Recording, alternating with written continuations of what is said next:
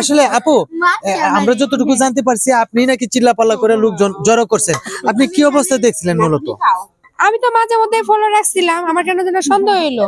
প্রায় সময় এই লোকরা দেখি এরা দোকানে নিয়ে যায়, খাবার কিনে দেয়, আবার কিছুক্ষণ পরে দেখি নাই।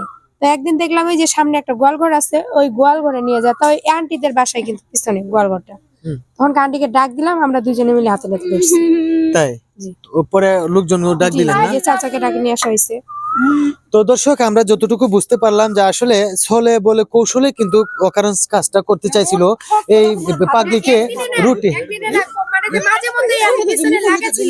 তাই তো আজকে এভাবে হাতে নাতে ধরা পড়লো। তো এখন আমরা চলে যাব এখানকার একজন মুরব্বীর কাছে। তো আচ্ছা কাকা, দেখুন আসলে পথে ঘাটে মাঠে কিন্তু এই ধরনের পাগলিরা চলাফেরা করে।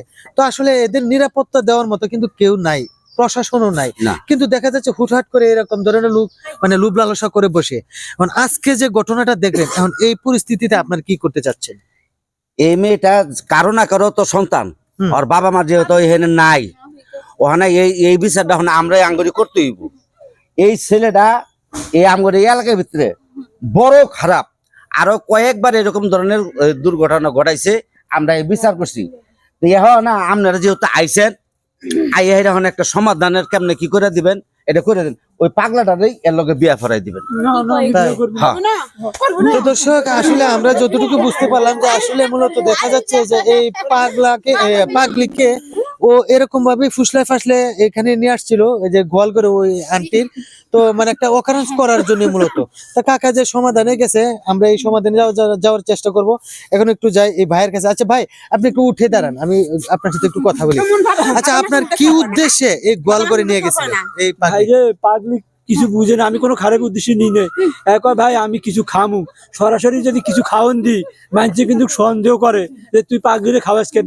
পাগলি আমার কাছে সবসময় খাওয়ান চায়, আমি লুকাই হারে খাবার দিতে গেছি গোয়াল ঘরে, আর মানুষের সন্দেহ করে আমার দইরা নিয়ে বাইন্দা পিড়ে ভাই বিনা দোষে ভাই কোনো অপরাধ। আচ্ছা, এত জায়গা থাকতে আপনি গোয়াল করে নিয়ে খাবার দিতে হবে? আরেকদিন খাবার দিছিলাম হ্যারে, সবাই সন্দেহ করে কিরে তুই ভালো মানুষ থাকতে হ্যাঁ করে কোনোদিন খাওয়ান দিস না, পাগলিরে খাওয়ান দিস কেন। মানে পাগলি আমার কাছে সবসময় খাওয়ান চায়, আর মানুষ আমার নিয়ে কুটুক্তি করে, খারাপ আর কি ফাইজলামি করে। আমি কই চুপি চাপে খাইয়া চলে যাবগা, খাবার দিতে গেছি সবাই দইরা আমারে ভাই বাইন্দা মারতেছে। আমি ভাই কোনো খারাপ কাজ করি না, সত্যি কথা কইতেছি। তাহলে ঠিক আমি ভাই কিছু করি না, আরে কিছু করি না, লাভ ধরছে আসলে ভেজাল আছে তো। আচ্ছা দর্শক, আমরা এখন এই লোকের কাছে যতটুকু বুঝতে পারলাম যে আসলে উনাকে নিয়ে কুটুক্তি করে অনেক সময় দেখা যায় এই পাগলিকে খাবার দিতে গিয়ে। তো আজকে মানে একটু লুকোচুরি ভাবে খাবারটা দিতে চাইছিল মায়া মমতায়, কিন্তু এখানে মাইন্ড করে, অর্থাৎ মানে এখানে একটা কুনজর পাইছিল, যার কারণে কিন্তু এই অবস্থাটা হয়ে গেল। তো এখন চলে যাবো একটু আরেকজন বাইরের কাছে। আচ্ছা ভাই, একটু এদিকে আসুন। তো আসলে আপনারা যে ওনাকে মায়ের দূর করলেন, হ্যাঁ, উত্তম মাধ্যম তো কিছু দিচ্ছেন না, হালকা আপনার কি অবস্থায় পাইছিলেন মূলত?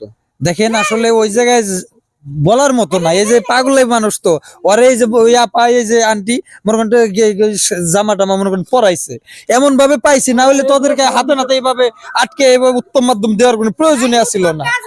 শেষ করে না না আমি বিয়ে করবো না।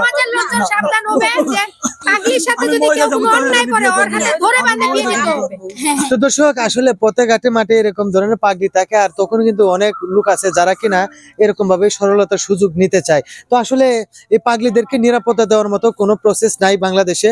যদিও প্রসেস থাকে তাহলে হয়তোবা মেন্টাল হসপিটাল। তো দর্শক, এই ধরনের আচরণের কোনো লোক যদি পান যে পাগলির সাথে এরকম আচরণ করছে, তাহলে অবশ্যই তাকে এমন ভাবে একটা শাস্তি দিবেন অথবা আইনের আওতায় তুলে দিবেন, যাতে তার থেকে দেখে অন্য যারা লোভ লালসা করে এই ধরনের তারা শাস্তি হয়ে যায়। তো দর্শক, এই ভিডিওটা যদি ভালো লেগে থাকে তাহলে অবশ্যই লাইক কমেন্ট শেয়ার করে আমাদের পাশে থাকবেন।